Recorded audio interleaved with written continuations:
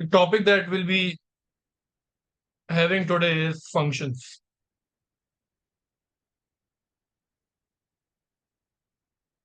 You might be knowing that it is basically a topic from class 11th and 12th. But entrance में और आपके 11th और 12th में जो बहुत सारे मैथ्स के कॉमन टॉपिक्स हैं, टॉपिक कॉमन है बट लेवल अलग होता है. ठीक है. तो आफ्टर दिस लेक्चर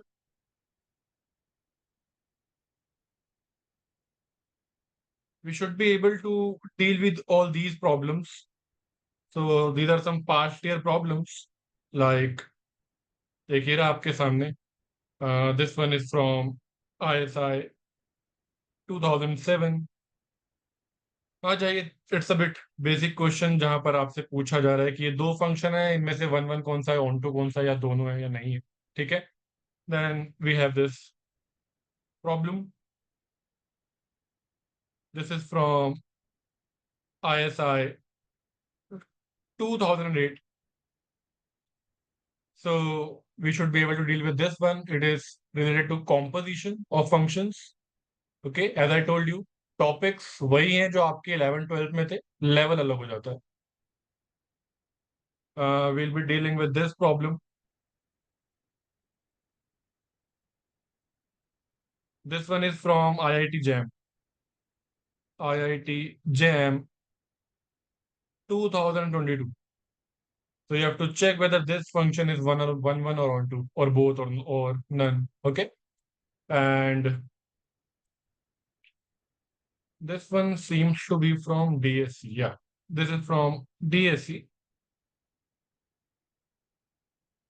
ये दो बार आया, एक 2019 में और एक बार सेम क्वेश्चन 2020 में भी आया. So it is related to Dirichlet function. जो पहले से पढ़ रहे हैं उन्हें पता होगा. मैथ कैंप में हमने कवर किया था. डिरिक्ले फंक्शन से रिलेटेड है. And ultimately this one. This is from Delhi school of economics 2006. तो यहाँ पर आपको चार अलग अलग फंक्शन दिए and you are asked whether it is one to one function और not. Okay. So as usual will start with the very basics, ताकि एक बार everyone is on the same page and then will start developing on those things and will try to reach at such a place कि हम इन सारे questions के साथ deal कर पाए. ठीक है. तो शुरू करते हैं.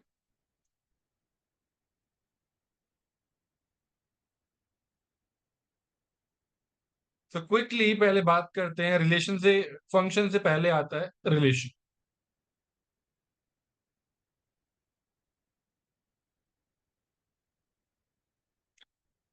तो अगर आपके पास एक सेट है और एक सेट है बी. लेट से सेट ए के अंदर है दो एलिमेंट्स 1 and 2. सेट बी के अंदर है आपके पास तीन एलिमेंट्स, लेट से 2, 3 and 7. So we have these two sets. So if I find out the Cartesian product of A and B, A cross B अगर हम निकालें, then it is equal to. So how these elements in A are related to these elements in B. So there are different ways of relating them. So like one can be associated to 2, or one can be associated to 3, or one can be associated to 7. Similarly, 2 can be associated to 2, or it can be associated to 3, or finally, it can be associated to 7. So these are the total number of ways we can relate any element in A to any element in B. ठीक है. So relation क्या होता है? A relation between set A and set B is actually a subset of this A cross B. It is a subset of this set of all the associations. Okay. So like there can be a relation जिसके अंदर हम सिर्फ ले रहे हैं कि 1 इज related to 2 and 2 is related to 3. So this is one of the relations that we can create. Or maybe this, where we are taking, let's say 1 2, 2 2, and 1 3. 1 2, 1 3, and 2 2. ये एक रिलेशन हो सकता है जहां पर हम इन तीनों को ले रहे हैं. Okay, so it's a subset of this Cartesian product. अगर मैं आपको आपकी 11th और 12th की चीजें याद दिलाऊं तो we have this set A जिसके अंदर हैं दो elements, and we have this set B जिसके अंदर है आपके पास 3 एलिमेंट्स, 2 3 एंड 7. सो अगर हम R2 डिफाइन करें then it's like this. In R2 1 is associated to 2, 1 is also associated to 3, and 2 is associated to 2. Okay, so this is the relation between the two sets जो R2 define कर रहा है. Is this thing clear?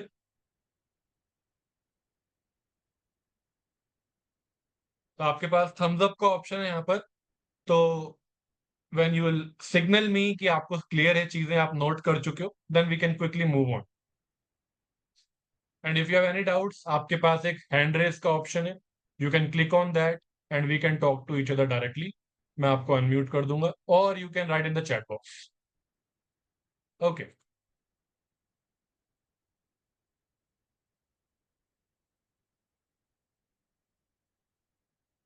And at times थोड़ा abstract level पर भी relation दिया हो सकता है, समथिंग लाइक दिस, कि R3 में वो सारे ऑर्डर्ड पेयर्स हैं x y. All such ordered pairs, आपको पता होगा इन्हें ऑर्डर्ड पेयर कहते हैं, because the first element has to be from A and the second element has to be from B. It is a ordered pair. तो क्या, अगर आप A क्रॉस B निकाल रहे हो तो पहला एलिमेंट A से ही होना चाहिए और दूसरा एलिमेंट B से ही होना चाहिए. So this is a ordered pair.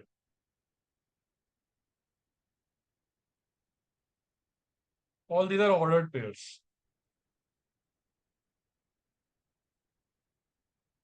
So ऐसे सारे ordered pairs, the symbol is for such that the sum of x and y is equal to 3.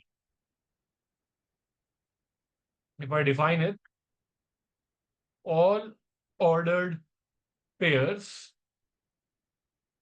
ये हो गया इसके लिए, then such that, and we can read this, sum of x and y is 3. तो इसके अंदर क्या elements होंगे? Can you tell me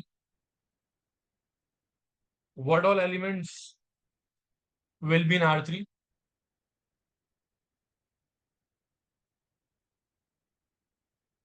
Yes, only 1 comma 2, right? So this is the only ordered pair. This is the only ordered pair in the Cartesian product जिन दो, जहां पर x और y का सम 3 आएगा, ओनली है. यहीं पर 1 और 2 इसका सम 3 आ रहा है, यहाँ 4 है, यहाँ 8 है, यहाँ 4 है, यहाँ 5 है, यहाँ 9 है, सिर्फ यहाँ पर 3 आ रहा है. तो इन सब में से सिर्फ एक ही एलिमेंट है जो इसे सेटिस्फाई कर रहा है. That's why in this particular relation R3 we have only one element based on this condition. Is that fine?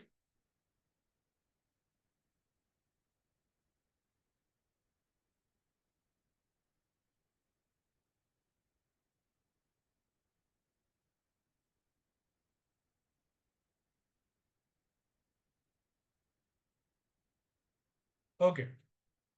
So this is what we call relations. Then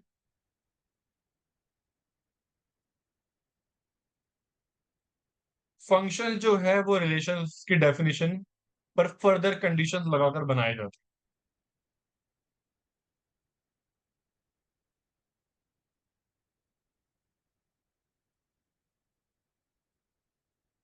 तो जस्ट लाइक लाइफ, जैसे पहले relationship होगी उसके बाद कुछ conditions डालने के बाद मैरिज के फंक्शंस होते हैं. Something like that. So functions क्या होंगे? फंक्शन एक रिलेशन है. Function is a relation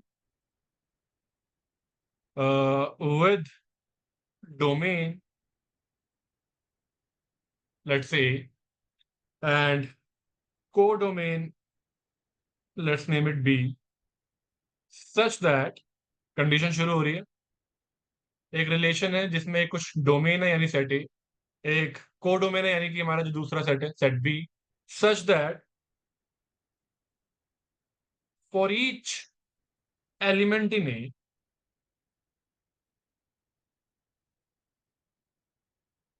there is exactly one, जिसे हम यूनिक भी कह सकते हैं, unique element in B.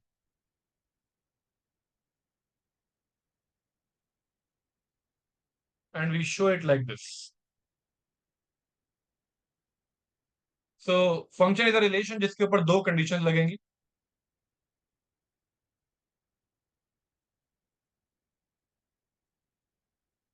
First one is कि सेट ए का हर एलिमेंट, और हर एलिमेंट किसी सेट बी के एक एलिमेंट से जुड़ा होना चाहिए और एग्जैक्टली एक ही एलिमेंट से जुड़ा होना चाहिए.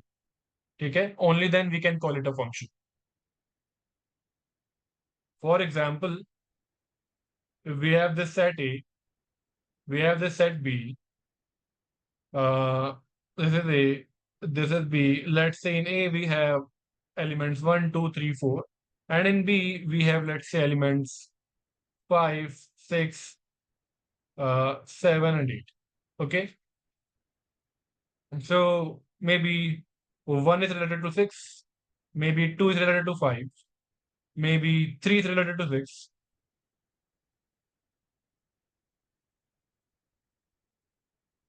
Mhm.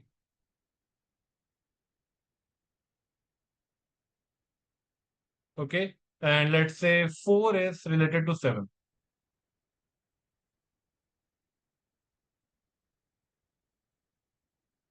So this is the relation that we have created.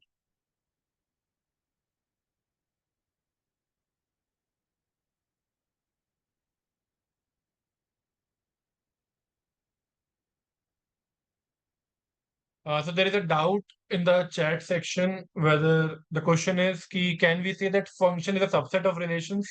No, it's not. Function is a relation. तो आप यहाँ पर multiple relations create कर सकते हो. Okay, and उनमें से कुछ functions होंगे, कुछ functions नहीं होंगे. ठीक है, तो आप ऐसा कह सकते हो कि set of all relations का subset तो function है. ठीक है, क्योंकि उनमें से कोई एक, let's say if we have this set like this, in which we have this R1, we have this R2, R3, जितने भी रिलेशंस क्रिएट हो सकते हैं, हो सकता है ये वाला फंक्शन हो, ये वाला फंक्शन ना हो, नॉट अ फंक्शन, फंक्शन ऐसे करते करते, तो ये let's call it R set of all relations. हाँ, तो फंक्शन इसका सबसेट हो सकता है. ठीक है, इज इट फाइन?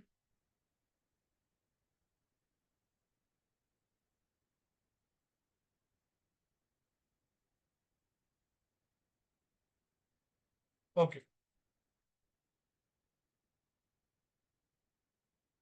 या सो फॉर दिस आप कैसे चेक करोगे? So any kind of mapping between A and B relation तो है, अब आपको आगे चेक करना है कि क्या दोनों कंडीशन सेटिस्फाई हो रही हैं. सबसे पहले फॉर ईच एलिमेंट इन ए, क्या ए से एक एरो निकल रहा है? हाँ निकल रहा है, मैपिंग हो रही है ए की, कहीं ना ए इस 1 की, 2 की भी मैपिंग हो रही है, 3 की भी हो रही है, 4 की भी हो रही है. So we are fine with this, ये वाली कंडीशन सेटिस्फाइड है. ए का हर एलिमेंट कहीं ना कहीं मैप हो रहा है. ओके, नाउ सेकंड इज, किसी एक एलिमेंट इन बी से एसोसिएट होना चाहिए, यानी कि एक ही एरो निकलना चाहिए, नॉट टू. तो यहां से एक ही एरो निकल रहा है, it is associated to exactly one element in B. 2 is associated to exactly one element in B, which is B, which is 5. 3 to 6 and 4 is associated to 7. हर एक exactly एक element से connect हो रहा है. So we are not, we don't have any issue here. दोनों चीजें satisfy हो रही हैं. So this is a function.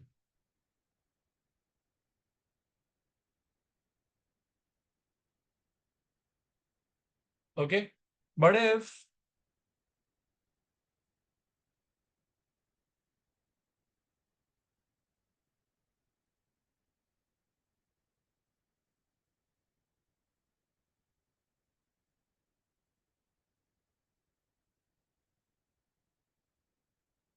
is it a function?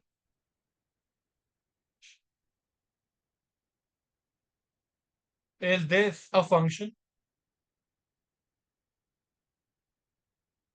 It is clearly not a function because 3 is not associated to any of the elements in B.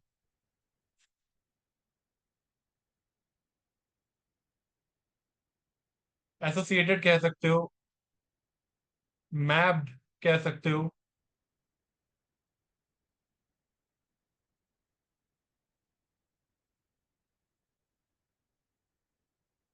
and just one more case to have a clarity.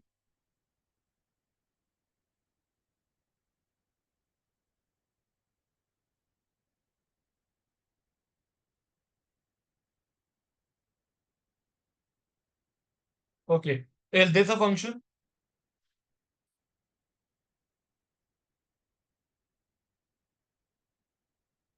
No, why not?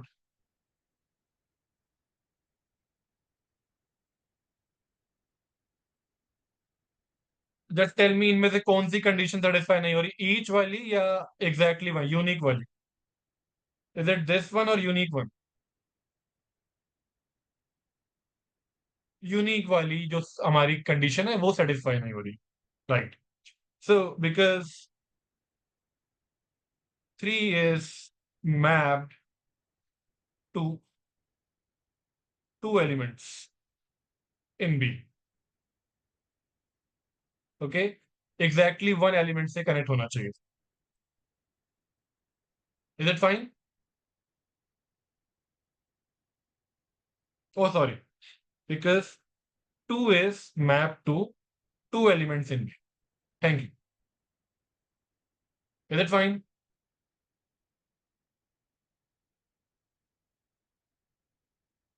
Awesome.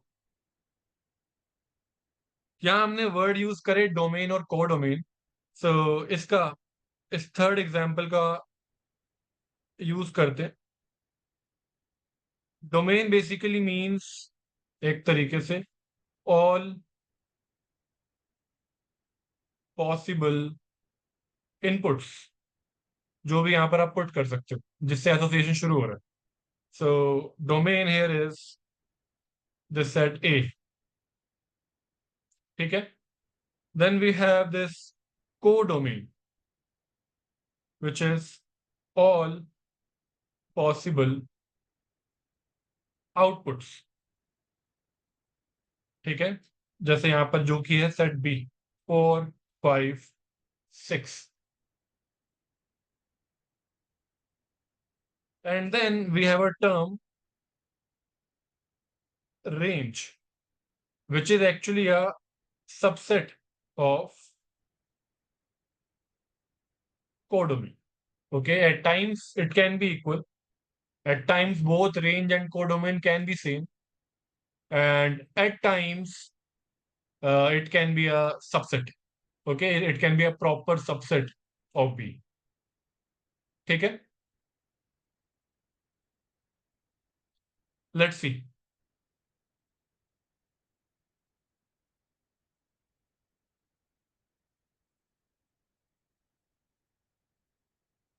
So if 1 is associated to 4, if 2 is associated to 6, if 3 is associated to 5,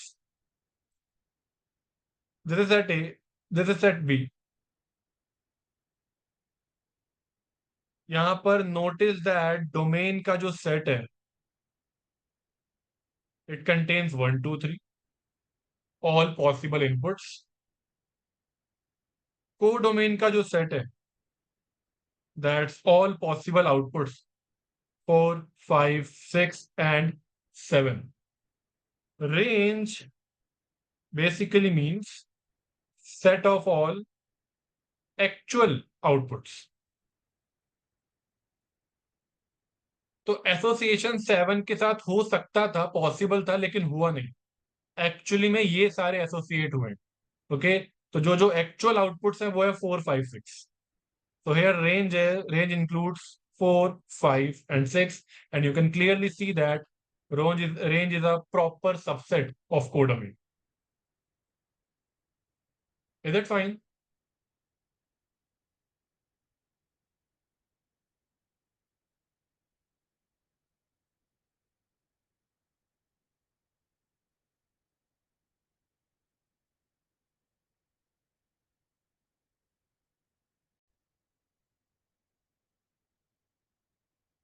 Then we have a few types of functions जो मैंने आपको question दिखाए थे DSC, IIT और ISI के, जो हमें चीजें चेक करनी है मेनली। सो वो है टाइप ऑफ फंक्शंस। तो वन इज इंजेक्टिव फंक्शंस, जिन्हें 1 to 1 भी कहते हैं या 1, 1 फंक्शंस भी कहते हैं।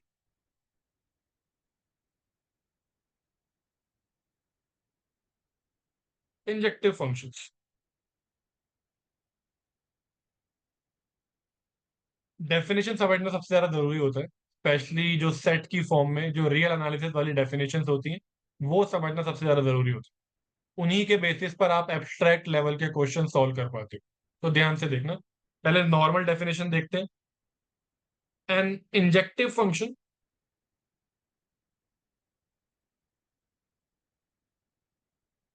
Associates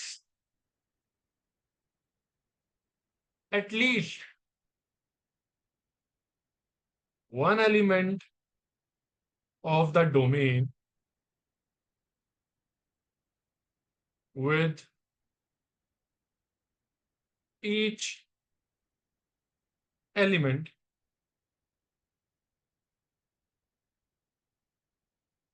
of the code। ठीक है,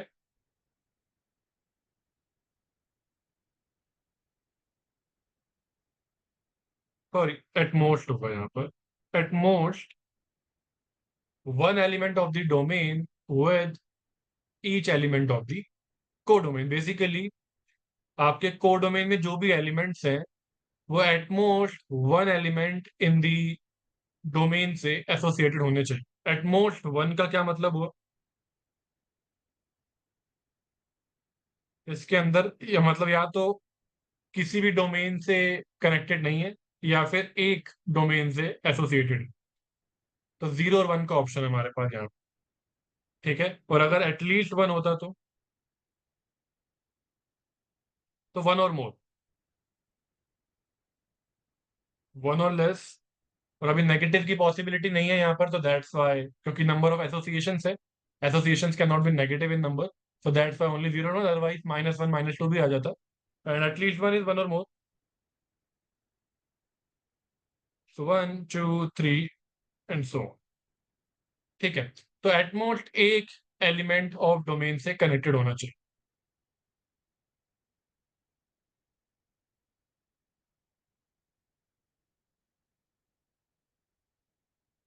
या फिर आप ऐसे लिख सकते हो,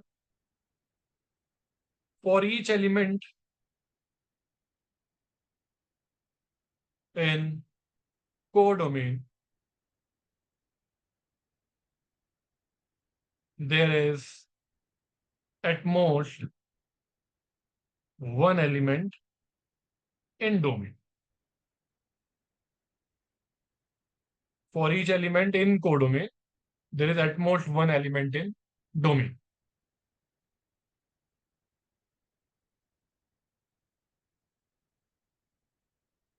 कुछ रिलेशन देखते हैं इससे related.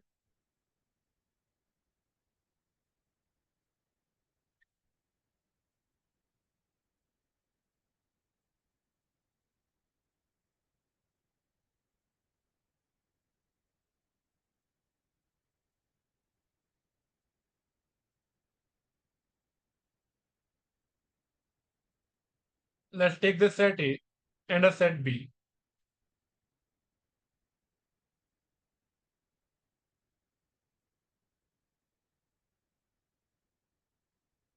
So let's say we have 1, 2, 3, and 4 in set A. We have, let's say, 5, 6, 7, and 8 in set B. 1 is associated to 5, 2 is associated to 7, 3 is associated to 6, and 4 is associated to 8. Is it 1-1 function? कैसे check करेंगे?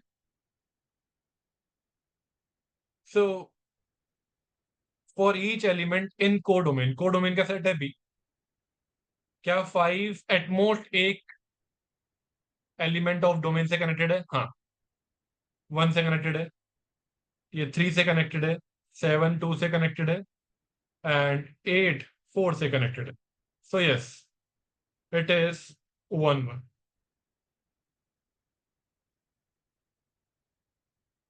Okay, it is 1-1. Each element of the domain is connected to, is mapped to each element of codomain. For each element of codomain, we have at most one element in the domain. That is fine.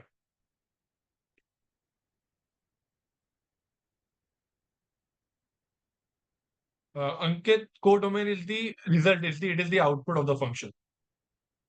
मतलब अगर in general terms देखा जाए, अगर function x square है,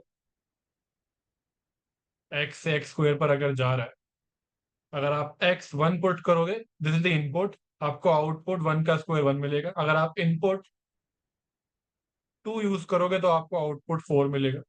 ठीक है, like this.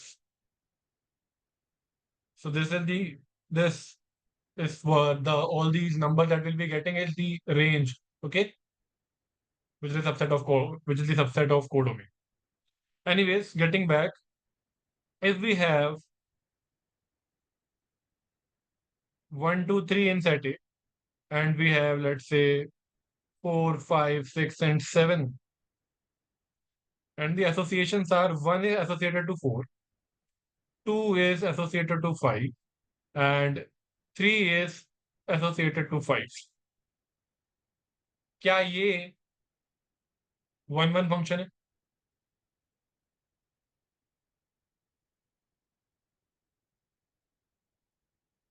Is it 1-1 function?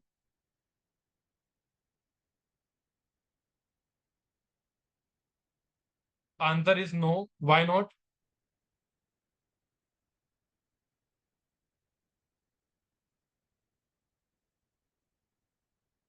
Why is it not 1-1? Because या तो एक एसोसिएशन अलाउड था या फिर जीरो. यहां पर आपके पास 5 के लिए, for this particular element in the codomain, we have 2 elements in the domain. At most 1 हो सकते थे. Not 1-1 because 5 is associated to 2 elements. एक और, ये वाला बताओ.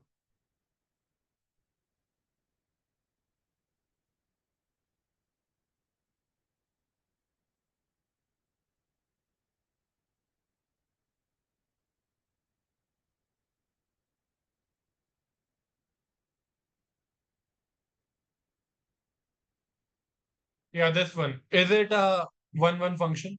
Is it injective function?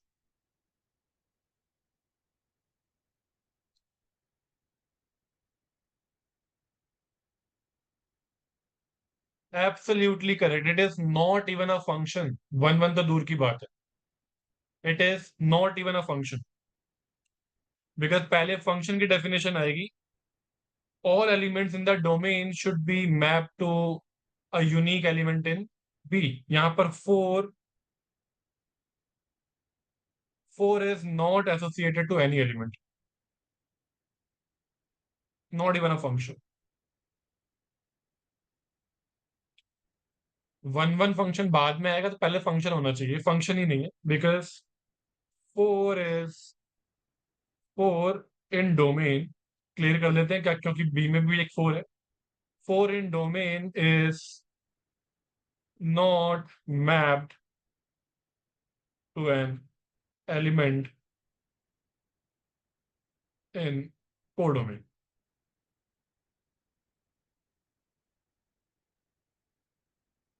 Is that fine?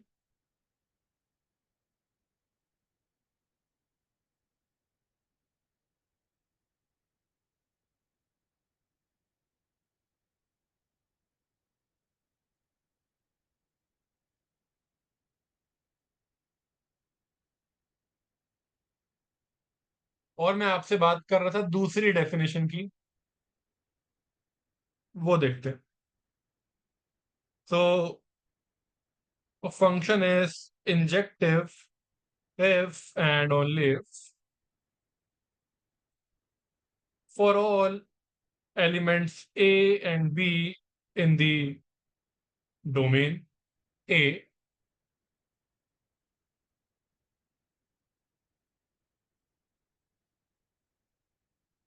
if f of A is equal to f of B, then A should be equal to B.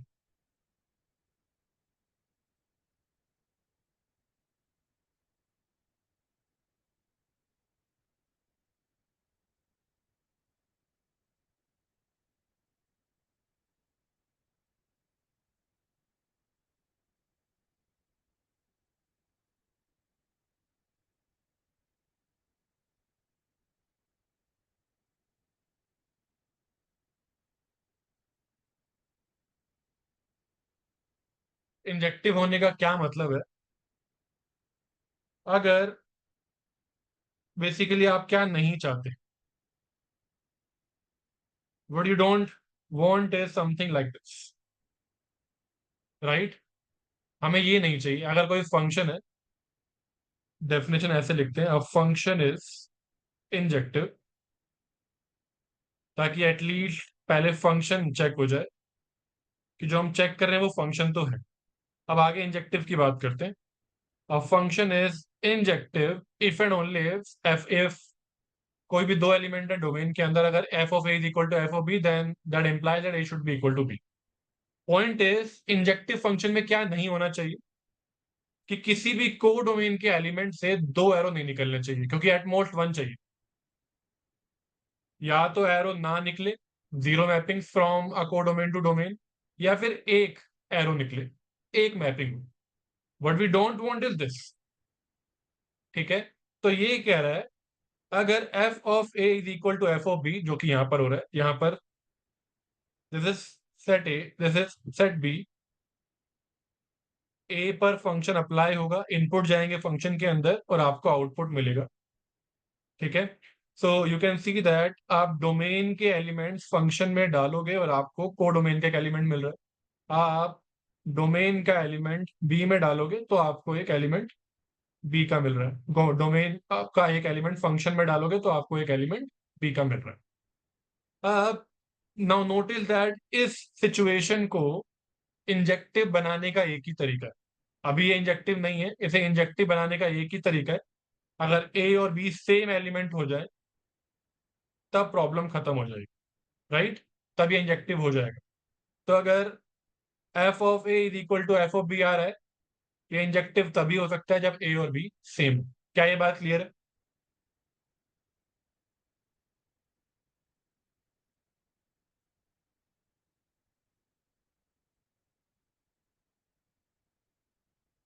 I am waiting here. कुछ confusion है तो you can tell मी. एक बार और, ठीक है? देखो, definition ध्यान से समझना. सबसे पहले नॉर्मल डेफिनेशन से शुरू करते हैं. इंजेक्टिव फंक्शन होने के लिए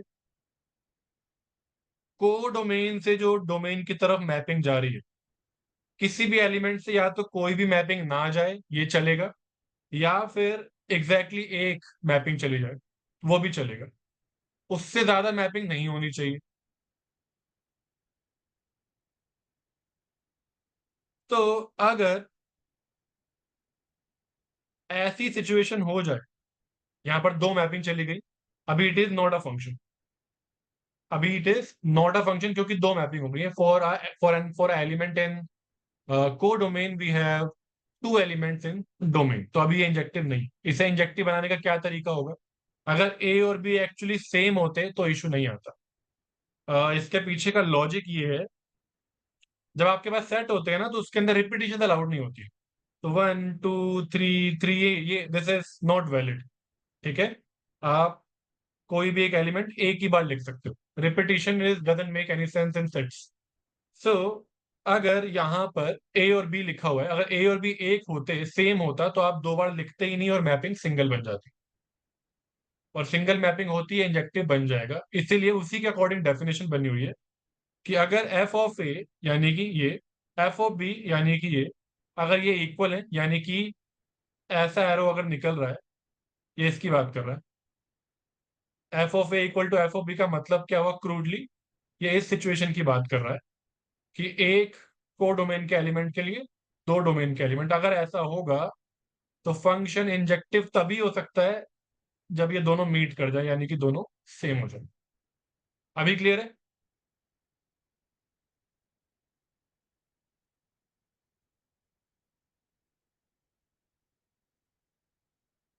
आप सबको क्लियर है? ऑसम।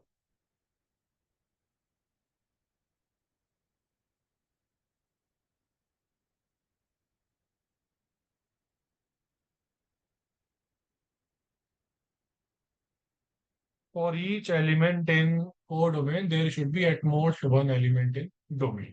ठीक है, तो बेस्ड ऑन दिस, इसे चेक करने के लिए graphically we have a graphical test called horizontal line test.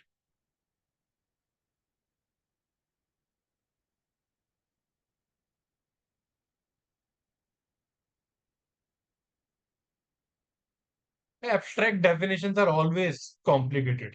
Okay, तो आपको उसे समझने के लिए एक लेवल अप जाना ही पड़ता है। एंड सी, दोनों चीज जरूरी भी होती है। ऐसी डेफिनेशन जो है ना, ये जो क्लियर वर्ड्स में लिखी हुई है, ये आप क्लियर वर्ड्स में लिखी हुई है तो आप ये तभी अप्लाई कर पाओगे जब सामने सिचुएशन भी क्लियर हो। ऐसी सिचुएशंस, जब ऐसी सिचुएशन है, क्लियर वर्ड्स की डेफिनेशन अप्लाई टू जब सिचुएशन क्लियरली दिख रही हो, कि आपको ग्राफ दिख रहा है या आपको ऐसे एलिमेंट्स दिख रहे हैं। बट अगर आपको एक फंक्शन बनाकर दे दिया जाए, कोई भी उल्टा फुल्टा सा फंक्शन, x² + 1 x³ -3 ऐसा करके कुछ दे दिया जाए, अब अगर आपको इसको बनाना नहीं आता और आप ऐसे कितने ये मैपिंग्स बना लो, राइट, तो ऐसे में आप ये सिंपल डेफिनेशन अप्लाई कर ही नहीं पाओगे।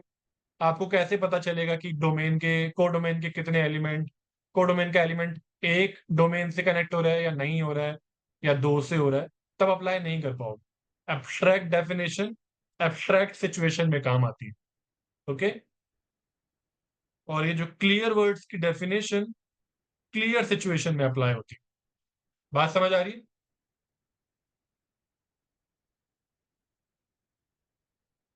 तो दोनों जरूरी होती है।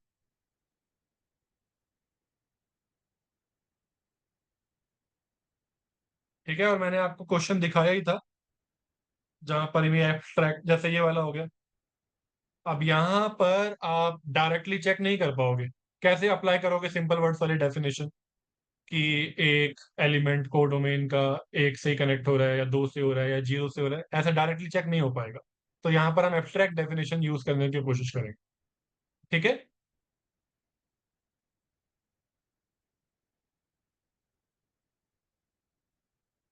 ग्रेट।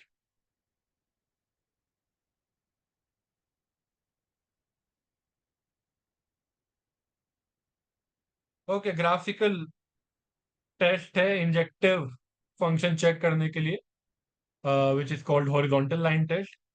फॉर एग्जाम्पल, अगर आपके पास फंक्शन है x², we know how to plot it, it looks like this. Okay, अगर आपको डोमेन और कोडोमेन ना बताया जाए तो बाय डिफॉल्ट वो रियल नंबर्स होते हैं। अगर कुछ नहीं बताया गया है, then domain and codomain are taken to be real numbers. याद रखना, by default real numbers. This is x, this is y equal to x²। हम चेक कर रहे हैं injectiveness, for each y, y यहाँ पर है इस एक्सिस पर, कोई भी रैंडमली एक वाई लिया, वहां से एक हॉरिजॉन्टल लाइन प्लॉट करी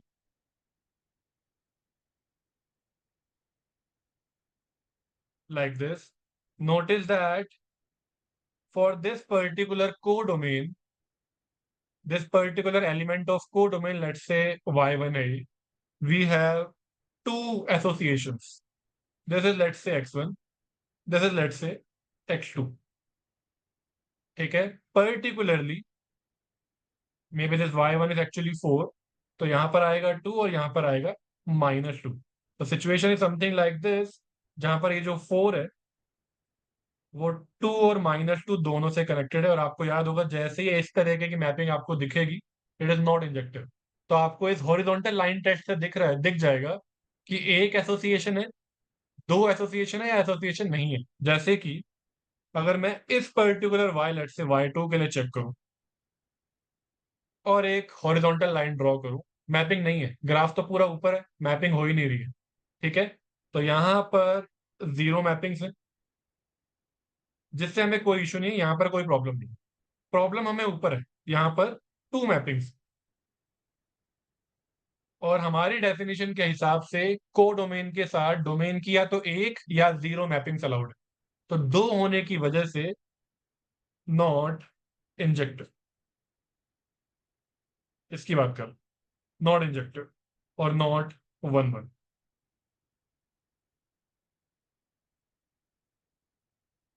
is horizontal line test clear?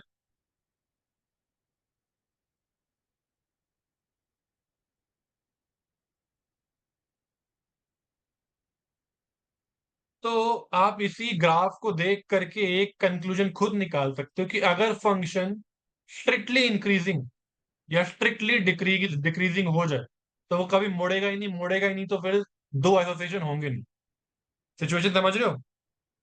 एक ग्राफ लिया और एक फंक्शन ड्रॉ की, अगर वो स्ट्रिक्टली इंक्रीजिंग हो जाए या फिर वो स्ट्रिक्टली डिक्रीजिंग हो जाए, देन नोटिस दैट कभी भी कोई भी हॉरिजॉन्टल लाइन बनाने की कोशिश करोगे, एक ही बार टच करेगा वो ग्राफ को। ठीक है, तो स्ट्रिक्टली इंक्रीजिंग फंक्शन या स्ट्रिक्टली डिक्रीजिंग फंक्शन दोनों आते हैं मोनोटोनिक के अंदर, तो मोनोटोनिक फंक्शंस हमेशा इंजेक्टिव होंगे। क्या ये कंक्लूजन क्लियर है?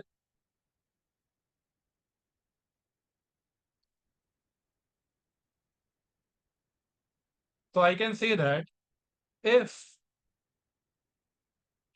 F dash X is more than zero और F dash X is less than zero, यानी कि इंक्रीजिंग, स्ट्रिक्टली इंक्रीजिंग और स्ट्रिक्टली डिक्रीजिंग। नोटिस दैट मैंने जीरो को इंक्लूड नहीं किया है, क्योंकि अगर जीरो को इंक्लूड कर देंगे तो ऐसी सिचुएशंस भी आ सकती हैं, something like this. And notice that यहां पर हॉरिजॉन्टल लाइन एक बार टच, एक बार टच, बट जैसे यहां पर आ जाओगे मल्टीपल जगह पर टच हो रहा, तो इसकी वजह से ये इंजेक्टिव नहीं रहेगा। तो इसीलिए स्ट्रिक्टली मोर देन जीरो चाहिए या फिर स्ट्रिक्टली लेस देन जीरो चाहिए। यहां पर फंक्शन, यहाँ पर स्लोप दिख रहा है आपको, एक्सट्रीमली फ्लैट है, जीरो है, फंक्शन फ्लैट है, स्लोप यहाँ पर जीरो है। तो या तो स्ट्रिक्टली इंक्रीजिंग चाहिए या फिर स्ट्रिक्टली डिक्रीजिंग चाहिए, तभी आप कह सकते हो कि इंजेक्टिव आएगी। बात क्लियर है? Then function is injective.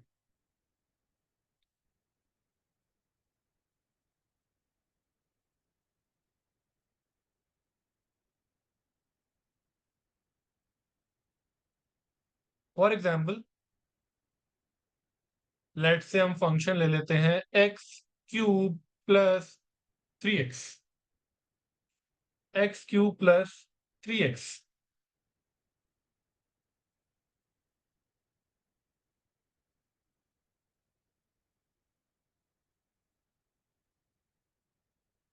Notice that first derivative is coming out to be 3x² + 3, and it is always strictly positive, तो ये डेफिनेटली 1-1 आपको मिलेगा।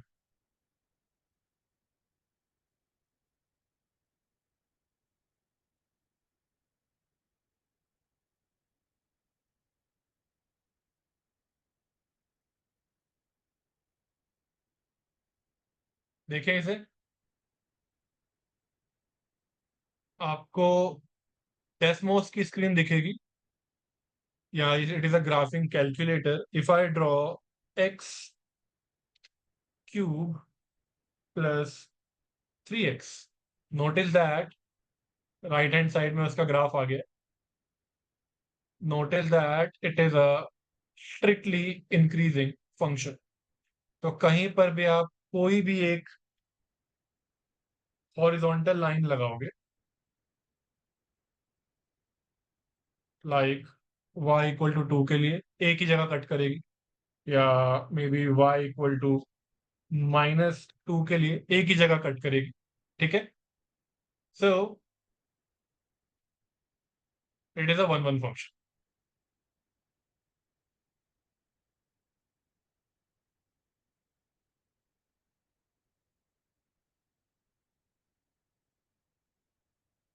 Okay, getting back.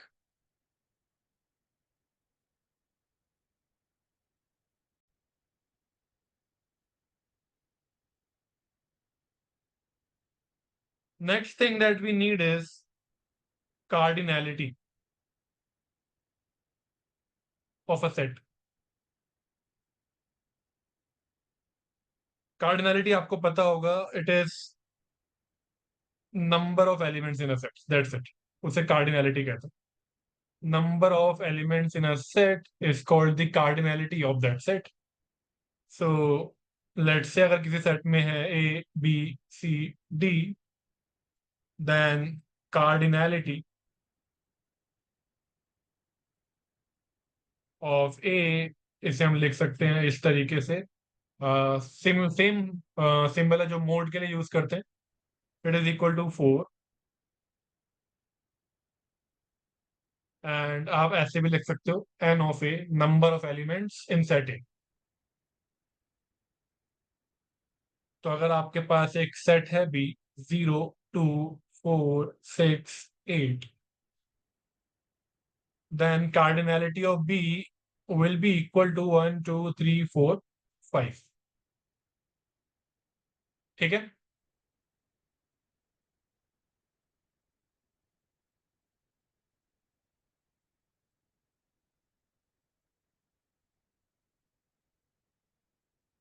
आप बताना मुझे,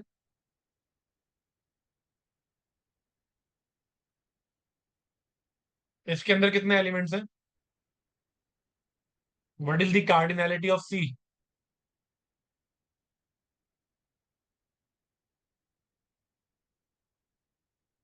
कुछ लोग फंस गए. इसकी कार्डिनैलिटी 4 है. रिपीटिशन यही होनी चाहिए यहाँ पर. So effectively, this is -1 0 1 5. That's it.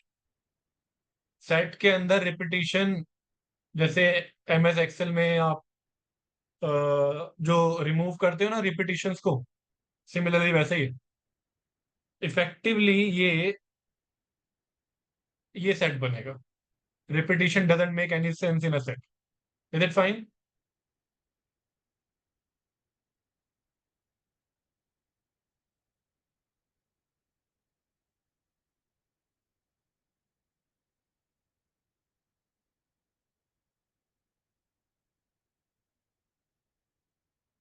Okay. So cardinality कहाँ यूज करने वाले हैं समझते हैं.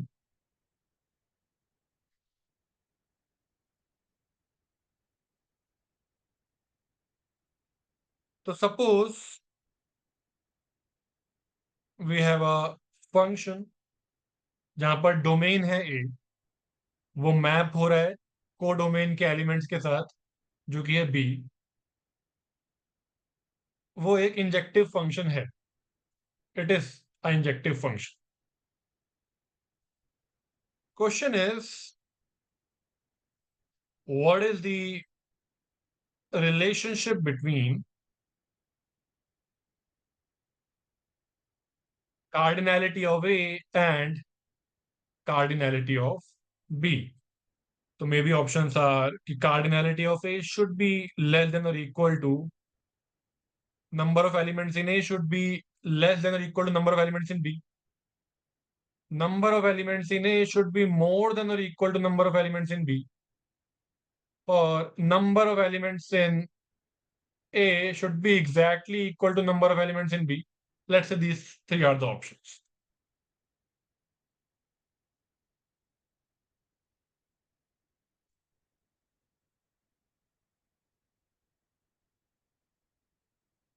ठीक है? So most of you have already answered the question. That's good. And all of you जिसने भी आंसर दिया है अभी तक वो सब करेक्ट है. Good. तो जल्दी से एक बार देख लेते हैं. So I'll take different cases and see कि कौन सा satisfy कर रहा है और कौन सा satisfy नहीं कर रहा है. What if, let's say I take this situation where cardinality of a number of elements in A is less than number of elements in B. So if I take, let's say 1 and 2 here, I take 1, 2, 3 here. तो इस case को मैं check कर रहा हूं, क्या मैं यहां पर 1 1 फंक्शन क्रिएट कर पाऊंगा? Is it a 1 1 function?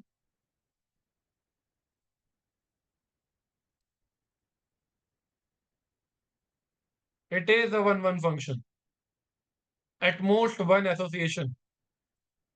इस कोडोमेन के एलिमेंट के लिए एक एसोसिएशन, इस कोडोमेन के एलिमेंट के लिए वन एसोसिएशन, इसके लिए zero association. Eight most one, तो वन और जीरो दोनों अलाउड है. It is 1 to 1. इसमें कोई इश्यू नहीं. ठीक है. बट अगर हम केस ले जहां पर n of A is greater than N of b, number of elements in a is more than number of elements in b, notice that अब आप इंजेक्टिव फंक्शन क्रिएट नहीं कर पाओगे और प्रॉब्लम आएगी दो फंक्शन की डेफिनेशन की वजह से. मान लो आप यहां तक तो पहुंच गए. नाउ नोटिस दैट अगर आपने 3 को कहीं कनेक्ट नहीं किया तो ये फंक्शन नहीं बनेगा. आप डोमेन के किसी एलिमेंट को नहीं छोड़ सकते. अगर इसे कनेक्ट नहीं किया तो फंक्शन ही नहीं है, और जैसे ही कनेक्ट कर दोगे तो दो एसोसिएशन हो जाएगी, 1 1 नहीं रहेगा. तो इन दिस सिचुएशन आप फंस जाओगे. यहां पर आप 1 1 फंक्शन क्रिएट नहीं कर सकते. नॉट 1 1. क्लियर है?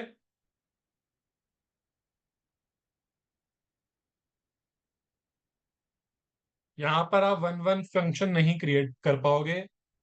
अगर किसी को यहां कंफ्यूजन है तो you can let me no.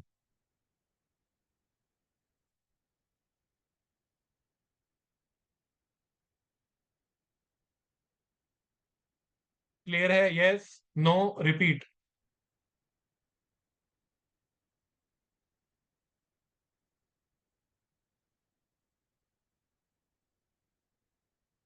ठीक है. Nobody said to repeat, but still एक बार मैं फिर से बता दूं. यहां पहुंचने के बाद अभी तो ये फंक्शन ही नहीं है, और जैसे ही मैं कनेक्ट कर दूंगा अब ये 1 1 नहीं है. फंक्शन है, 1 1 नहीं है. ठीक है. या एक चीज रह गई. तीसरा ऑप्शन जो हमें चेक करना है, तीसरा केस जहां पर n a equal to n b. तो ये वैसे ऑब्वियस था. We have this 1 2 3. We have air 1 2 3. हम सिंपली ऐसे कनेक्ट करके 1 1 फंक्शन क्रिएट कर सकते हैं. 1 1. ओके. तो अगर 1 1 क्रिएट करना है तो ये सब हो सकता है. Number of elements in A can be less than number of elements in B, और it can be equal. Okay. There might be confusion कि ए करेक्ट है या सी करेक्ट है, तो आप ऐसे देखोगे कि मोर करेक्ट कौन सा है. अगर आपको बोला गया है कि एमसीक्यू ही है, there are two types of question. एक है एमसीक्यू और एक होता है एमएसक्यू. एम ऑलमोस्ट सारे एग्जाम्स में एमसीक्यूज क्वेश्चन है. एमएसक्यू आईआईटी जैम में आते हैं. दीज आर मल्टीपल सेलेक्ट, यानी मल्टीपल सेलेक्ट क्वेश्चन, यानी आपको more than one correct options अगर अवेलेबल है तो वो सब पर आपको टिक मार्क करना होता है. ओके. तो अगर तो ये एमसीक्यू है तो आप ज्यादा करेक्ट ढूंढोगे विच इज ए. पर अगर ये एमएसक्यू है then answer would be A as well as C. तो एमएसक्यू मैंने ब्लू में लिखा है तो ब्लू से रिलेटेड ए और सी आंसर है. एमसीक्यू अगर है तो सिर्फ ए आंसर है. ओके. सिर्फ इस सिचुएशन में ऐसे कभी हुआ नहीं है. It is not a particular question of the past years. अभी ऐसी सिचुएशन क्रिएट हो गया तो मैं आपको बता रहा हूँ. Is it fine?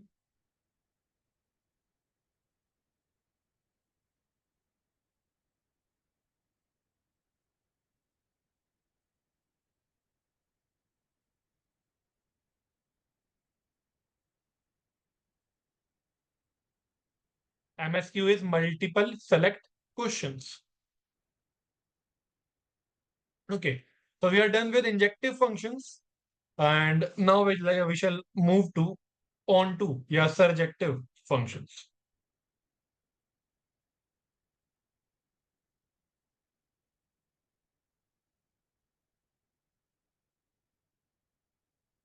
तो जस्ट लाइक वन वन,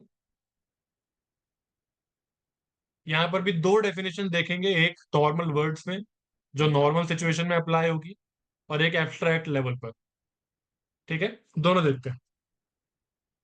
सबसे पहले नॉर्मल वर्ड्स में definition, a function f where domain is a, codomain is b, is surjective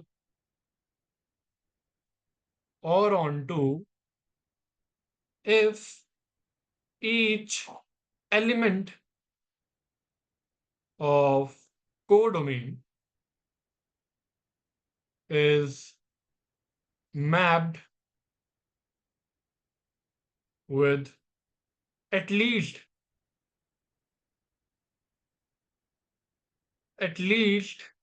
one element of the domain. ये आपने पढ़ा होगा पहले भी बहुत बार, ऑफ द डोमेन, बट चीजें स्टार्ट तो शुरू से ही करनी पड़ेगी ना। तो वन वन में वहां वर्ड था एटमोस्ट, यानी कि 0 और 1 एसोसिएशन अलाउड है। यहाँ पर वर्ड है एटलीस्ट, तो 1 और मोर एसोसिएशन अलाउड है। ठीक है, सिंपल और ज्यादा सिंपल वर्ड्स में आप लिख सकते हो, for every possible output there is at least one input, there is at least one input for every output.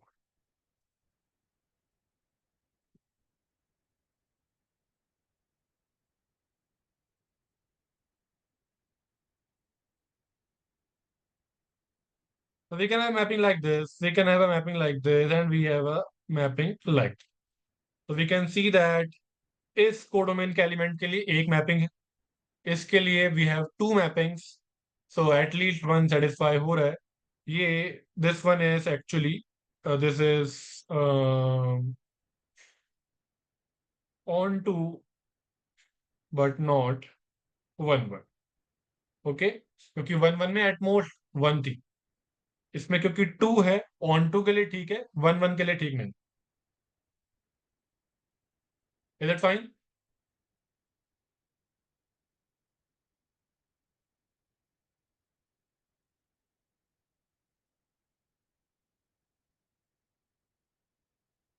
इसके अलावा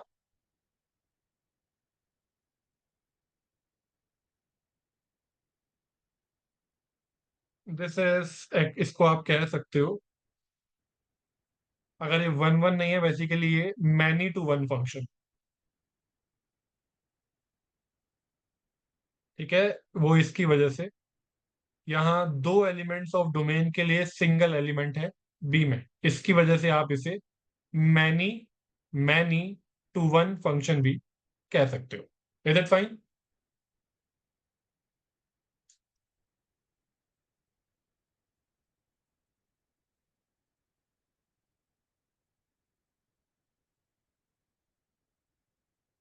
just on the basis of this thing, क्या आप मुझे बता सकते हो,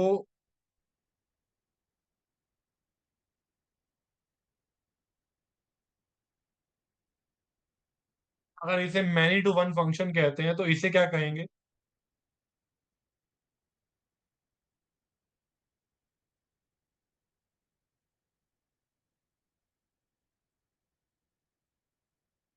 this is one to many, लेकिन ये फंक्शन नहीं है, तो आप इसे कह सकते हो वन टू मैनी रिलेशन। ठीक है, वन टू मैनी है, दैट्स फाइन, लेकिन फंक्शन नहीं है, रिलेशन है। Is it fine? फंक्शन नहीं है क्योंकि डोमेन मोर देन वन एलिमेंट से कनेक्टेड है। Is it fine?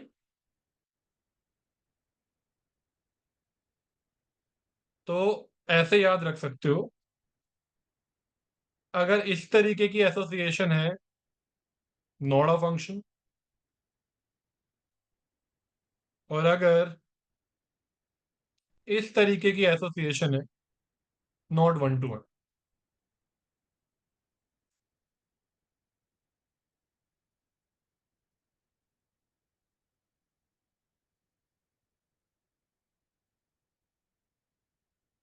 ओके, चलिए। तो ये हो गई नॉर्मल भाषा में सरजेक्टिव फंक्शन की डेफिनेशन। अब बात करते हैं एब्स्ट्रैक्ट लेवल वाली। For all elements b in the codomain, इनको ऐसे लिख लेते हैं। For all b in codomain capital b. B एक जनरल लेटर हम एज एन एक्सप्रेशन यूज कर रहे हैं कोडोमेन के एलिमेंट्स को रिप्रेजेंट करने के लिए। There exists there exists a in domain such that f of a is equal to b। Basically her element b जो कोडोमेन में है उसके लिए एक एलिमेंट डोमेन के अंदर होना चाहिए। ओके, मैं लिख देता हूं एक बार ऊपर। For all b that belongs to set of codomain, there exist an element in the domain such that f of a is equal to b। यहाँ जो सिंबल है देयर एग्जिस्ट, ये एक तरीके से एटलीस्ट वन को रिप्रेजेंट करता है। इसको पढ़ते हैं देयर एग्जिस्ट। देयर एग्जिस्ट का मतलब क्या हो गया? या तो एक एग्जिस्ट कर सकता है या उससे ज्यादा भी कर सकते हैं। तो देयर एग्जिस्ट में एटलीस्ट एक तरीके से वो एटलीस्ट वन को रिप्रेजेंट करता है। क्या ये बात समझ में आ रही है?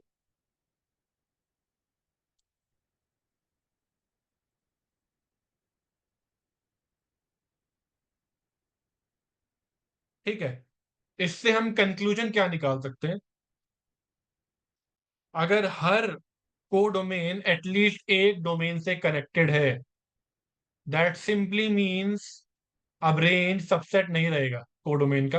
अगर हर एलिमेंट कनेक्ट हो रहा है तो रेंज और कोडोमेन सेम हो जाएंगे। In this case codomain has to be equal to range.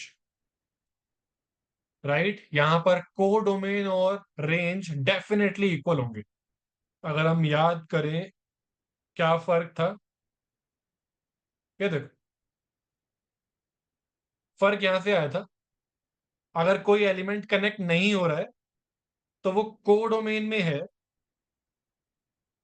लेकिन वो रेंज के अंदर नहीं। लेकिन अगर फंक्शन सरजेक्टिव हुआ तो इसे कहीं ना कहीं कनेक्ट होना पड़ेगा, और अगर ये कहीं ना कहीं कनेक्ट होगा तो रेंज के अंदर आ जाएगा। क्या ये बात क्लियर है?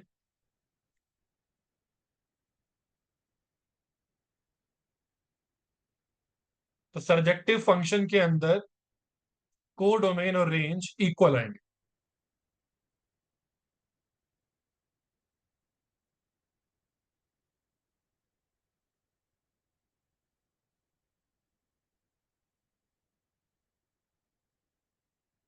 या every element in codomain has to be connected, right. It has to be associated to at least one element in, मतलब एक से करेगा, गुड। एक से ज्यादा से भी कर सकता है, दो से भी कनेक्ट हो सकता है। तो maybe a situation like this. अभी चेक करते हुए आपको और क्लियर हो जाएगी definition. Let's say here we have a1 a2 a3 and a4।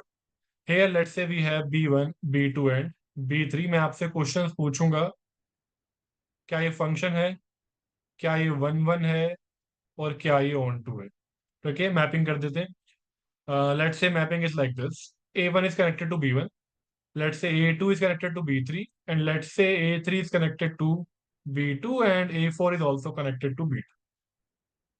या तो फंक्शन है पहला question. Is it a function? It is a function. every element in the domain is has a unique element in B, so it is a function. Is it 1 1? Is it 1 1? It is not 1 1 because of this. B2 के साथ दो mapping हो रखी। Is it onto? At least one, हाँ है। At least one, दो है चलेगा। एटलीस्ट वन, हाँ एक है चलेगा। यस, ऑन टू है, 1 1 नहीं है, फंक्शन है। Is it fine?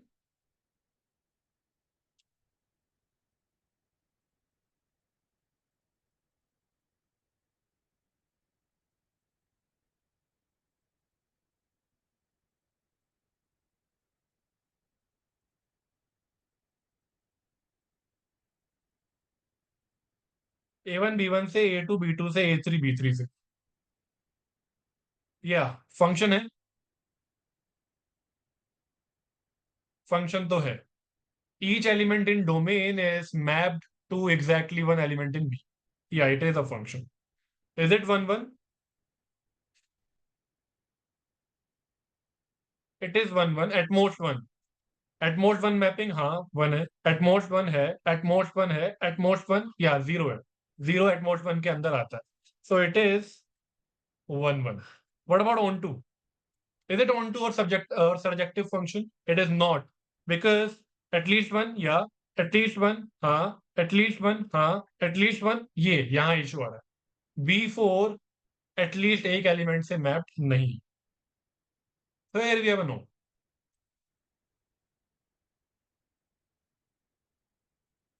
ठीक है।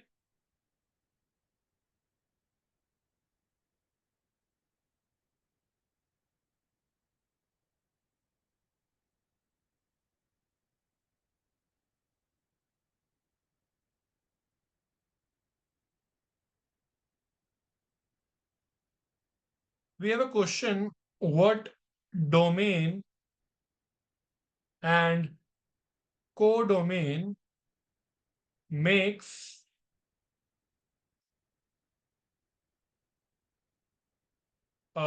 surjection? Surjection मतलब surjective function।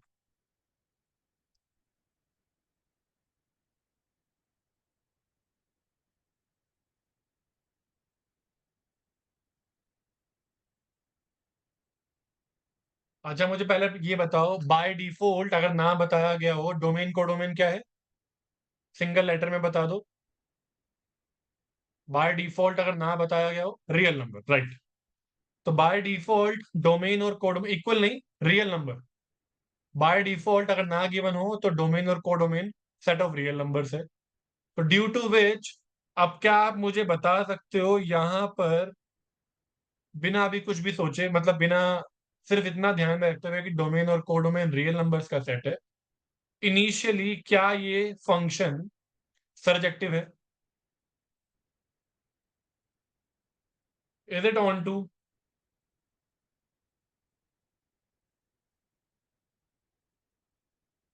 It is not onto. Reason बताओ, रीजन क्या है?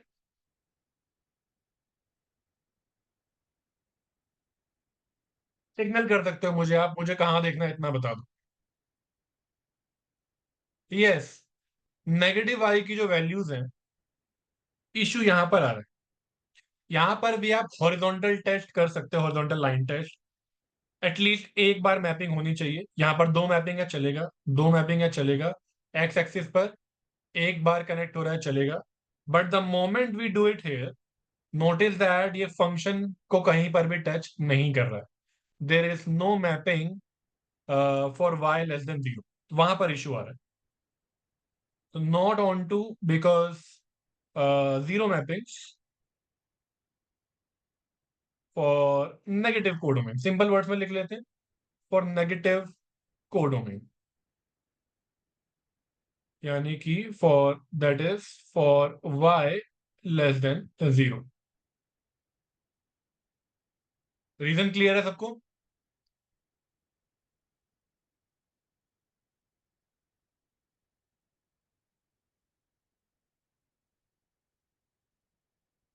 ओके, अब अपने क्वेश्चन पर आते हैं। तो फिर डोमेन और को डोमेन क्या होना चाहिए जिससे ये सर्जेक्टिव बन जाए? डोमेन क्या होना चाहिए? डोमेन का तो कोई इशू ही नहीं है, कंप्लीट आर चलेगा। आर लिख सकते हो, माइनस इंफिनिटी से इंफिनिटी भी लिख सकते हो। Okay, what about codomain? What should be codomain? Yes, R plus.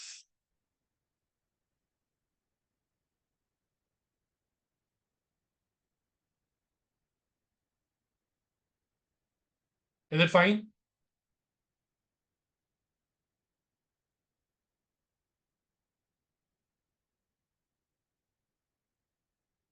जैसे ही को डोमेन हम रिस्ट्रिक्ट कर देते हैं तो यहाँ इशू नहीं आएगा, और आपका डोमेन और आपका को डोमेन और रेंज इक्वल हो जाएंगे। ओके,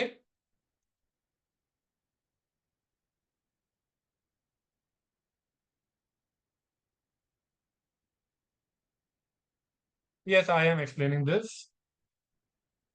तो एक सेट है आर जिसके अंदर आता है पूरी की पूरी रियल लाइन माइनस इंफिनिटी से इंफिनिटी तक। Then we have this R plus जिसके अंदर, अरे ये आर प्लस प्लस होगा, गलत बता दिया। And then we have this, sorry sorry sorry, ठीक था ठीक था ठीक था।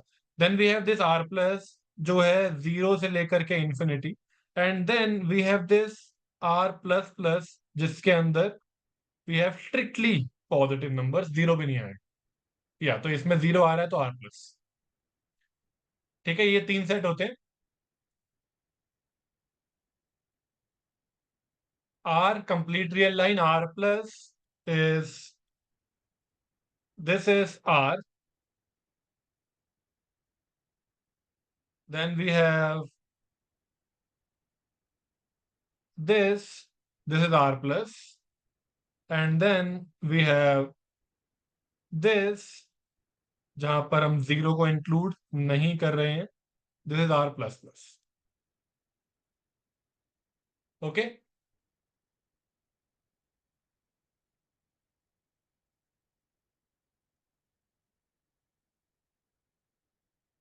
एक बार क्विकली मुझे थम्स अप दे दो, फिर मैं आपसे क्वेश्चन पूछता हूँ।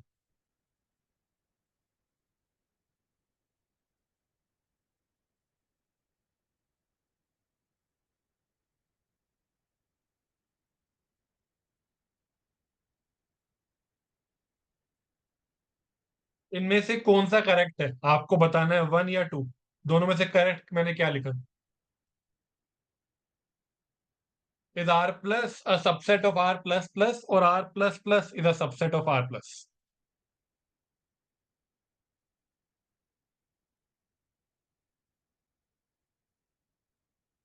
आपको ये सोचना है कि बड़ा सेट इन दोनों में कौन सा है जिसके अंदर दूसरा वाला पूरा सेट आ जाएगा। The answer is second, this is correct, this is wrong. Reason being, this includes 0, it does not include 0, so that makes R plus a bigger set. Notice that R plus और R plus plus बिल्कुल same दिख रहे हैं, accept R plus plus के अंदर zero नहीं है, so that makes R plus a bigger set, bigger bigger set than R plus plus. Is it fine?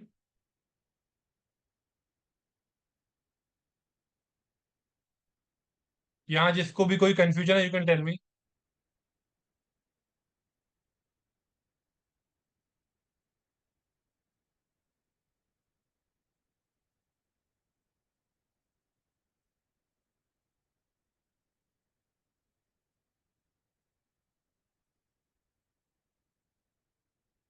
Okay, suppose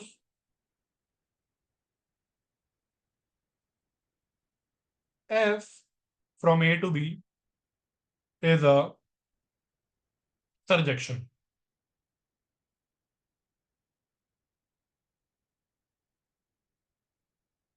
मतलब सर्जेक्टिव फंक्शन पे है।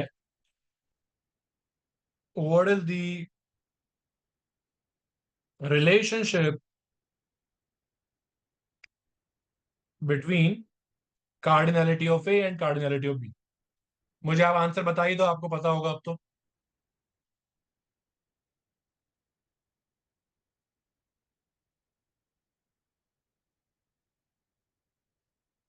अच्छा आप बताओ, तब तक मैं एक्सप्लेन कर दूं। एक डाउट आया है कि कोडोमेन पूरी रियल लाइन क्यों नहीं हो सकती। अभी हमने यही देखा था यहाँ पर, for any element like this, let's say it is y3। यहाँ पर अगर आप एक हॉरिजॉन्टल लाइन बनाओगे आपको जीरो मैपिंग मिलेगी, एसोसिएशन नहीं मिल रहा है। आपको एटलीस्ट एक एसोसिएशन चाहिए था सरजेक्टिव में। तो क्योंकि इन सारे को, अगर ये सारे एलिमेंट्स को डोमेन में होंगे तो एसोसिएशन नहीं मिलेगा, and for that reason it will not be a part of codomain. ठीक है, and here answer is that cardinality of A has to be greater than or equal to cardinality of B। हम simply वो वाला case देख लेते हैं जो इसका रिवर्स है, to understand the situation. A B अगर मैं यहाँ 1 2 छोड़ दूं और यहाँ कर दूं 1 2 3, नोटिस दैट अब ये आप ऑन टू नहीं बना पाओगे। लेट्स से 1 और 1 कनेक्ट हो गए, 2 और 2 कनेक्ट हो गए। अब 3 को कनेक्ट नहीं करेंगे तो 1 1, तो अगर 3 को कनेक्ट नहीं करेंगे तो ऑन टू नहीं बनेगा। ठीक है, और जैसे ही कनेक्ट कर देंगे तो फंक्शन नहीं रहेगा, ये इशू आ रहा है। अगर 3 को कनेक्ट कर दिया, कनेक्ट करते ही नॉट इवन अ फंक्शन, और अगर कनेक्ट नहीं किया तो फंक्शन तो है लेकिन ऑन टू नहीं रहेगा। तो इसीलिए एन ऑफ ए, जो कि हमने केस लिया है less than N of B, ये नहीं हो सकता। Okay, in this case you will not get on to function. Clear है?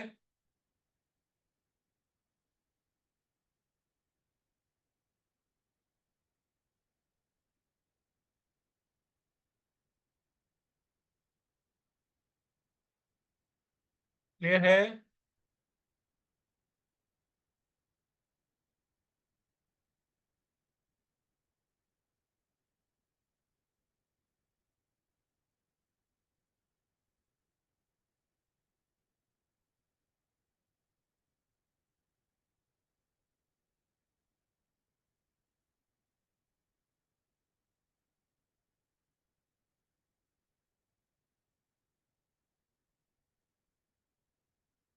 Oh, it is between A and B.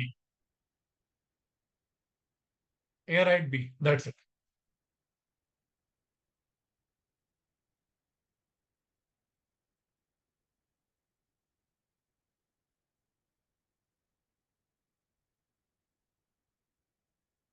मैं आपको वो केस दिखा रहा हूं जहां पर ऑन टू नहीं हो रहा है, ठीक है, डायरेक्टली।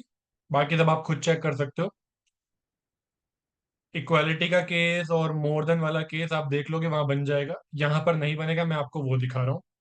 यहाँ पर इतना करने के बाद इस सिचुएशन में अगर आप 3 को कनेक्ट कर दोगे 2 से, अब ये फंक्शन नहीं है क्योंकि 2 डोमेन एग्जैक्टली एक एलिमेंट से कनेक्ट होना चाहिए था।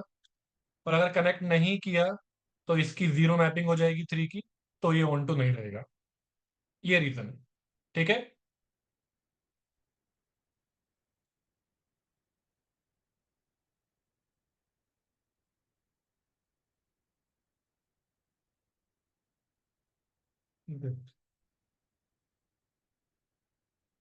हमारे क्वेश्चंस पर आते हैं। लेट्स सी कितने कर पाते हैं। तो ये सब कुछ हमने इन क्वेश्चंस को सॉल्व करने के लिए सीखा है। Let's start it. ये क्वेश्चन है फ्रॉम ISI 2007। दो फंक्शन है आपके पास, एक है x² और एक है 4x³ + 7। तो जल्दी से चेक करते हैं, x² के साथ शुरू करते हैं। सिंपल है, हमें प्लॉट भी करना आता है। Is it a 1 1 function? The simple answer is no. यहाँ पर दो एसोसिएशन है, नॉट वन। क्या ये ऑन टू है?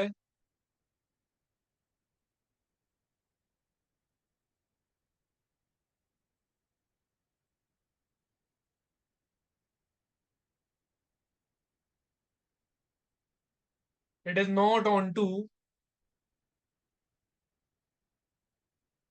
zero associations, zero mappings,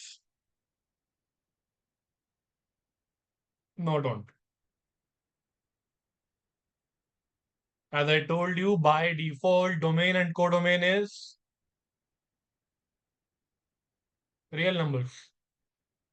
ठीक है, यहां पर वो बात यूज हो गई.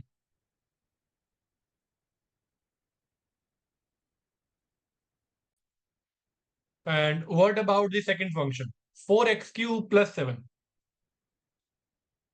फंक्शन है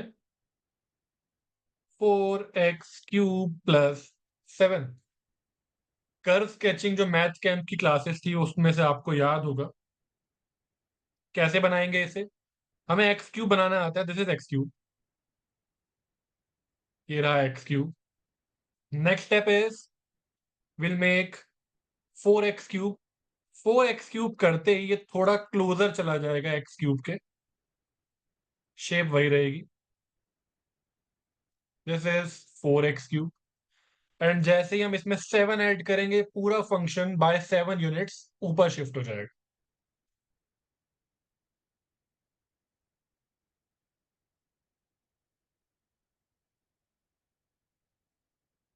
इसका ओरिजिन शिफ्ट हो जाएगा like this. So this is 4x cube plus 7. We can see that it is clearly a strictly increasing function. इसका अगर हम डेरिवेटिव निकालें you will get 4 into 3 12x square.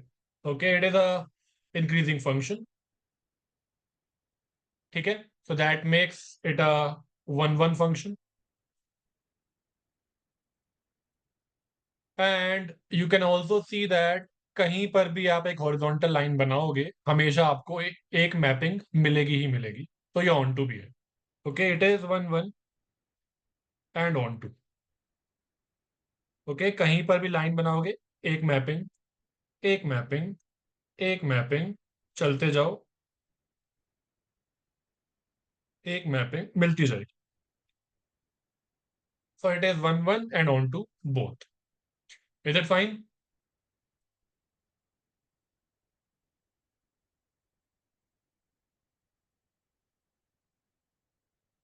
तो उस बात इसके according second function is both 1 1 and onto, but first function नहीं. तो answer is option B. Clear है?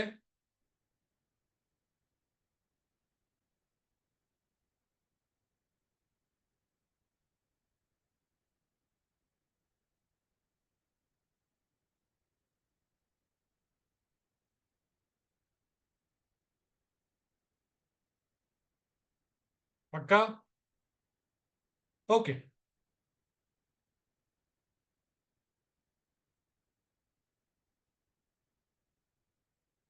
एक और क्वेश्चन अभी कर लेते हैं. तो this question is related to composite functions, compositions. तो पहले मैं एक बार आपको क्विकली कॉम्पोजिशंस या कंपोजिट फंक्शंस के बारे में बता देता हूँ. वही करते हैं. पहले कॉम्पोजिशन के बारे में एक बार देख लेते हैं क्या होता है. आपको पता भी होगा कुछ लोगों को. क्विक रिवीजन कर लेते हैं उनके लिए. ठीक है. कंपोजिट फंक्शंस या composition it is something like this. F of ji x, जिसे आप लिख सकते हो लाइक दिस, जिसे आप पढ़ोगे F of G of x. तो इन जनरल ये क्या है? This is what we call F of x. ये इसे आप पढ़ते हो, ऐसे आप पढ़ सकते हो. ये है फंक्शन किसका?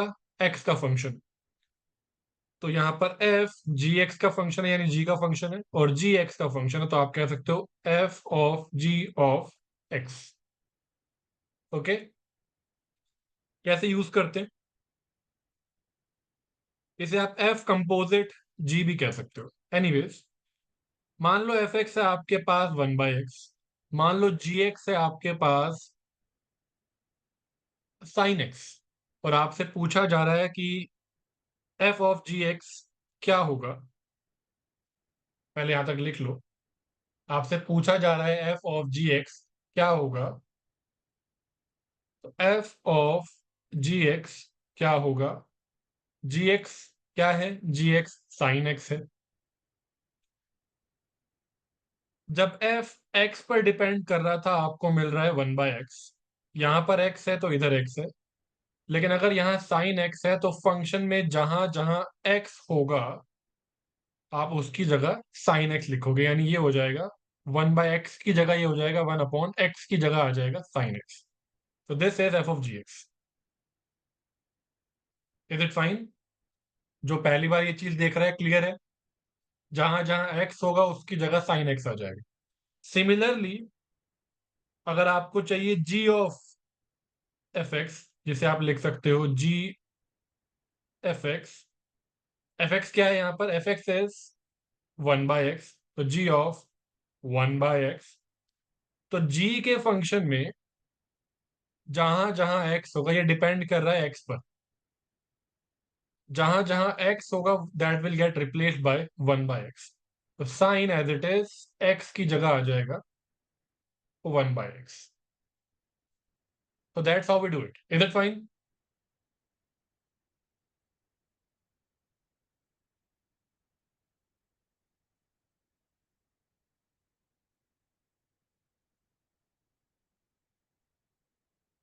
ओके, ठीक है। This is composite function.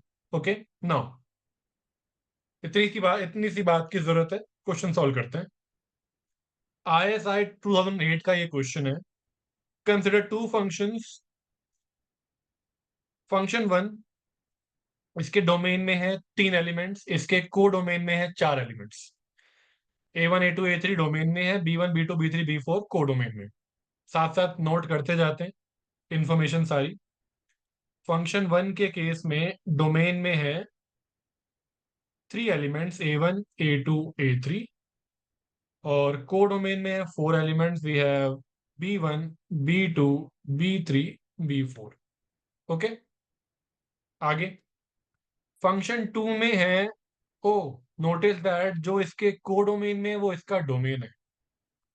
तो इसके डोमेन में है 4 एलिमेंट्स B1 से लेकर B4, और इसके को डोमेन में है 3 elements C1 C2 C3। Note कर लेते हैं।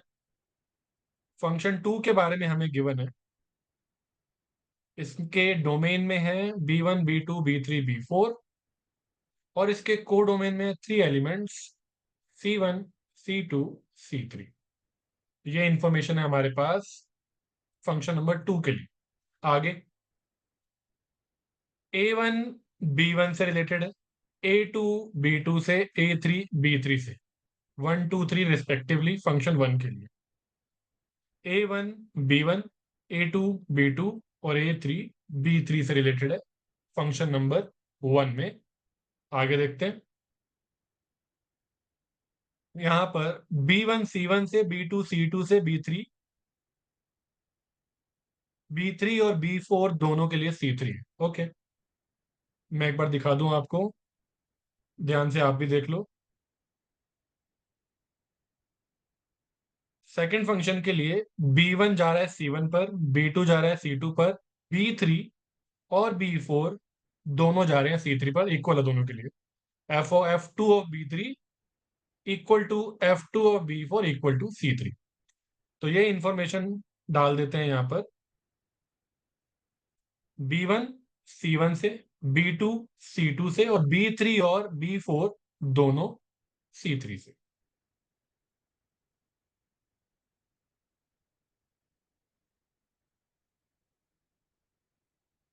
अभी तक की इंफॉर्मेशन क्लियर है?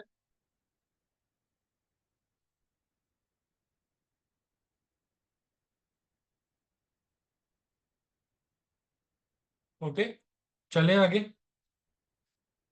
तो आपसे पूछा गया इसके बारे में, F2 ऑफ F1 जिसका डोमेन है A1 A2 A3 से लेकर के C1 C2 C3। ये जो कंपोजिट फंक्शन है F2 ऑफ F1, क्या ये वन वन है या ऑन टू है, या वन वन नहीं है ऑन टू नहीं है, वन वन है ऑन टू नहीं है, ऑन टू है वन वन नहीं है, ये सब चीजें आपको निकालनी है। हमें चेक करना है बेसिकली ये function F two of F one x, जिसे आप लिख सकते हो F two of F one x. With it fine. तो चेक करते हैं इसे। पहले मैपिंग्स चेक करनी पड़ेंगी, मैपिंग कहाँ से कहाँ जा रही है। पहले मुझे इसकी मैपिंग बनानी पड़ेगी। तो इसने हमें डोमेन दिया हुआ A1 A2 A3। ये रहा डोमेन है इसका A1 A2 A3। तो लेट्स चेक दिस। तो इस कंपोजिट फंक्शन में जब मैं डोमेन रखूंगा A1, क्या मिलेगा? पहले मुझे मिलेगा F1 ऑफ A1, वो यहां से आ जाएगा। F1 में जब आप इनपुट रखोगे A1, आपको मिलेगा B1, तो ये आ गया F1 A1 is equal to B1। फिर फंक्शन 2 में जब आप इनपुट रखोगे B1, तब आपको मिल रहा है C1, तो this is equal to C1। अगर ये क्लियर नहीं है, दूसरा देखो कैसे चेक कर रहा हूं मैं। डोमेन मेरे पास उसने गिवन है, डोमेन हमें बताया गया है A1 A2 A3 है, तो मैं एक एक करके इन तीनों एलिमेंट्स को अपने कंपोजिट फंक्शन के एक्स की जगह रखूंगा। अपने कंपोजिट फंक्शन की एक्स की जगह मैं रखने वाला हूं। तो F2 ऑफ F1 एक्स, इस एक्स की जगह अब मैं रखने वाला हूं second element of the domain which is A2। सबसे पहले इसे कैलकुलेट करेंगे। F1 of A2 function one में डोमेन का दूसरा एलिमेंट जब डालोगे, आपको आउटपुट मिलेगा B2 का। तो F2 ऑफ B2, ये इसकी जगह आ गया। Okay. And then function number 2 में आप B2 को रखोगे। फंक्शन नंबर 2 में हम जब B2 को रखेंगे, हमें मैपिंग मिलेगी C2। रिजल्ट आएगा यहां पर C2। एंड फाइनली, अब जल्दी से कर रहा हूं मैं, F1 तीसरा एलिमेंट डोमेन का है A3। पहले फंक्शन में जब हम A3 रखेंगे, नोटिस दैट आपको B3 मिल रहा है। और जब दूसरे फंक्शन में हम B3 रखेंगे, नोटिस दैट हमें C3 मिल रहा है। ओके। सो नोटिस दैट जो डोमेन है यहाँ पर A1 A2 A3, और कोडोमेन है यहाँ पर C1 C2 C3, उसकी हमने मैपिंग फिगर आउट कर ली है। A1 जुड़ा है C1 से, यहाँ देख लो। A1 जुड़ा है सॉरी, A1 जुड़ा है जाकर के C1 से। A2 जुड़ा है C2 से। और A3 जुड़ गया है C3 से। अब आप इस मैपिंग को देखकर हमें बताओगे, मुझे बताओगे कि ये मैप, इस तरीके की जो मैपिंग है, ये वन वन है, ऑन टू है, या दोनों है? ये दोनों को सेटिस्फाई कर रहा है एटमोस्ट और एटलीस्ट। याद है दोनों का जो कॉमन पॉइंट था वो वन था। C1 के लिए भी एक एसोसिएशन है, C2 के लिए भी एक ही मैपिंग है, और C3 के लिए भी एक ही मैपिंग है। Hence it is both one one and onto, both one one onto. यानी कि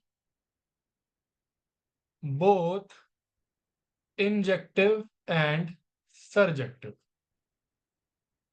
जब दोनों होते हैं तो उसे हम कहते हैं, उसका नाम होता है बाइजेक्टिव। जब वन वन और ऑन टू दोनों हो, उसके लिए हमारे पास एक नाम है विच इज बाइजेक्टिव। जो इंजेक्टिव प्लस सर्जेक्टिव होगा उसे हम कहेंगे bijective. Just for your information. तो यहां पर जो ये हमारा कंपोजिट फंक्शन था, it is one one and onto, hence option C is correct. It is both one one and onto. यहां पर बाइजेक्टिव भी लिखा हो सकता था। Is it fine?